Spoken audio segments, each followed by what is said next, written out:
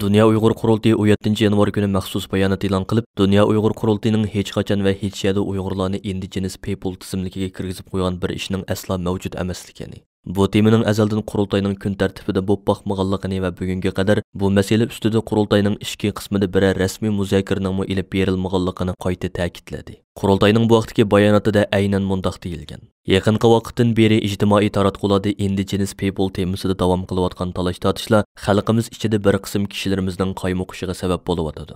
Shu sababdan Dünya Uyghur Qurultayı bu vaqtda izohat berishni hamda Qurultayimizning maydoni va prinsiplarini xalqimiz bilan yana bir qitim o'rtoqlashni zarur deb qaradik.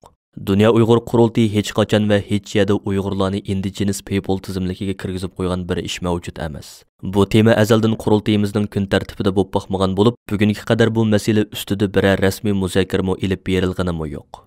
Dünya Uyghur Qurultayı Uyg'urlarni Sharq Turkistonda almisoqdan tortib yashab kelgan bu tuproqning asli yerlik aholisi va qonuniy egisi deb qaraydi.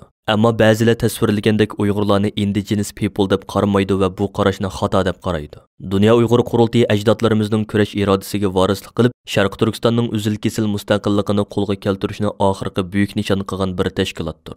Bu bizning tavranmas maydonimiz va voz kechilmas prinsipimiz. Növətdə Xitayning Sharq Turkistonda xalqimizga yurgizayotgan irqiy qirg'inchilikqa davom qilyotidi. Shuning bilan birga Sharq Turkiston davosimi yangi bir bosqichga qadam qo'ydi. Bugungi kunda muhojiratdagi barcha Sharq Turkistonliklar va tashkilotlar o'zaro ixtilof qilish va bir-biriga qarshi turish emas, balki Xitoyga qarshi birlashishga har qanday vaqtlardagidan mubakrak ehtiyojliq. Көз алдымызда Бейжің қышылық Олимпикке қаршы hareketlerini davom qildirish, London Uyg'ur sotining irqiy qirg'inchilik qarorini tutqi qilib turib, texmi ko'p davlatlarda o'xshash qarorning ilinishini qo'lga keltirish, Amerikada chiqarilgan Uyg'ur majburiy emgakni cheklash qonunining amaliy ijro qilinishi uchun tirishchilik ko'rsatish va boshqa davlatlarda shu xildagi qarorlarning ilinishi uchun yo'l mengish, Angliya, Kanada, Germaniya, Fransiya va Argentina sotlaridagi da'vorimizning o'ngishliq ilib berishi uchun harakat qilish qatorliq bir-biridan muhim, ta'xirsiz ishlar Dünya Uyghur Qurultayı va boshqa barliq Sharq Turkiston tashkilotlari va faoliyatchilarimizning jiddiy harakatga o'tishini kutib turibdi. Bundaq ekan bizning ichki talash-tortishlarga sarf qiladigan vaqtimiz bo'lmasligi kerak.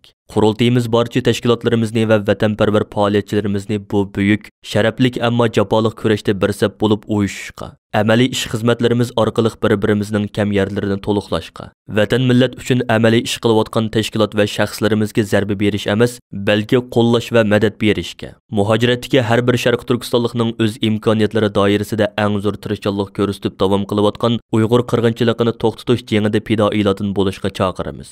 Shuni unutmasligimiz kerakki, vatanning mustaqilligi puxta tayyorlangan plan, programma va mushu asosda ilib beriladigan amaliy ish harakat bilan qo'lga keladi. Hurmat bilan Dünya Uyghur Qurultayı. Erkinlik yolida sudek aktı bizning qanimiz, sen uchun ey yurtimiz, fida bo'lsin